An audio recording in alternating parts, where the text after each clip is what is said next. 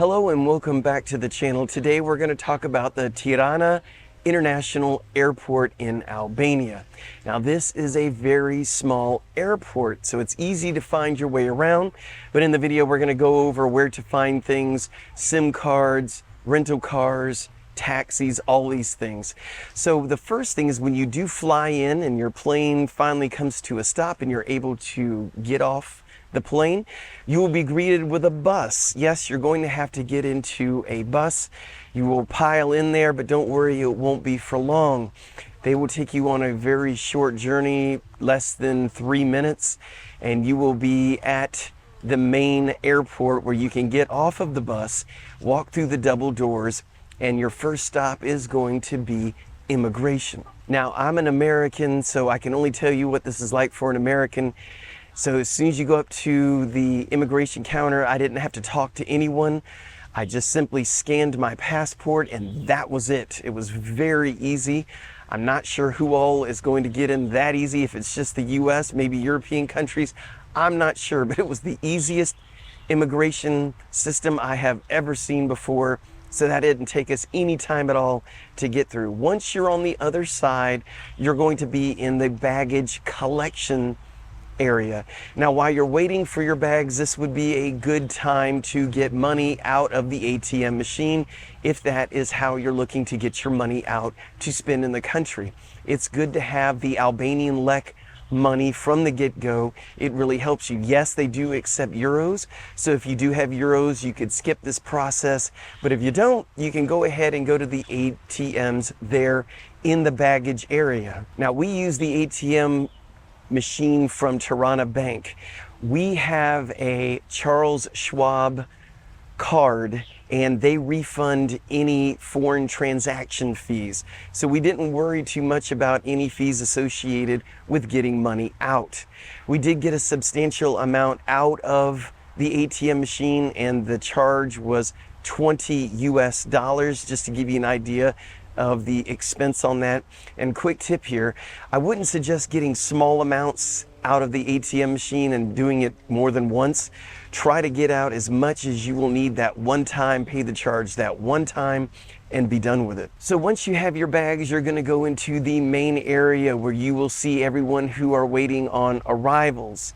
If you go past all that and out of the building, you'll see what I mean. It goes straight out of the building.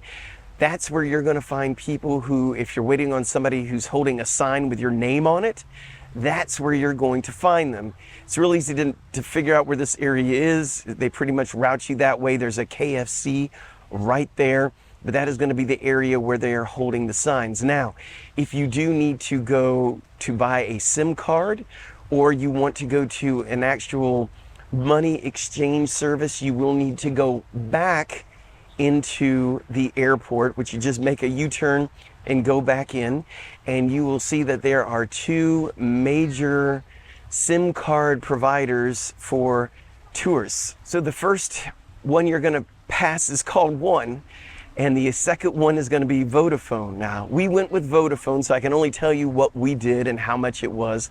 We went ahead and went with their little flagship 100 gigabyte plan, which is 2,900 lek, which comes out to roughly around $32 US.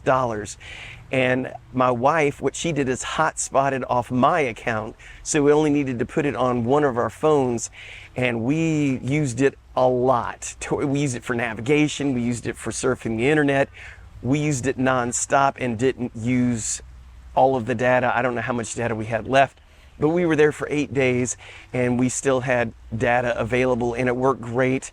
Vodafone was great coverage everywhere we went.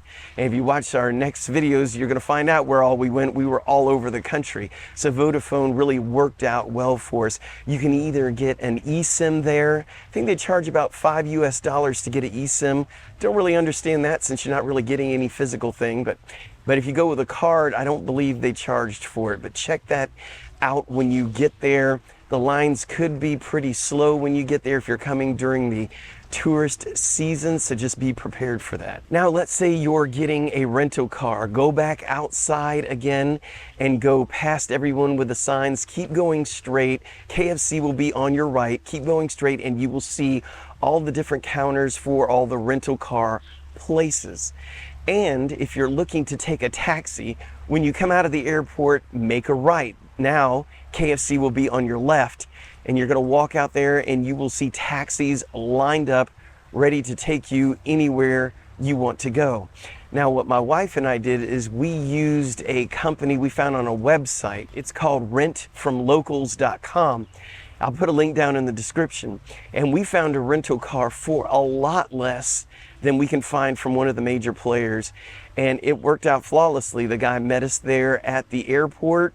We looked over our rental car. We did buy full coverage insurance for the vehicle. So you can do all that through the website.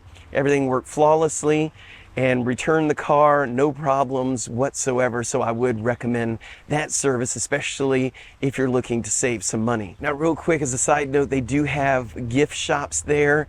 I would suggest you wait and get those souvenirs somewhere else, because they're 3 to 4 times as much in that gift store for the same keychains and magnets and everything else as you could find all over the rest of the country. So make sure you do your souvenir shopping somewhere else. So one more thing I wanted to add is, if you didn't know about it yet, in 2025 they are opening up a new international airport in Vlore. So if you are looking to either go to Vlore, which is the beach area, or you're wanting to go further south, you may look into flying into Vlore instead of Tirana. So keep watching internet sites to see when that airport will be done. It's supposed to be in the middle of 2025. And there are direct flights supposedly rumored to go straight from the US all the way to the Vlore International Airport. So that's all I have for you for now. If you feel so inclined, buy us a coffee. If it was helpful, we'd sure appreciate it. And if you like the video, give it a thumbs up and please subscribe. We really appreciate it. Thank you very much, and we'll see you in the next video.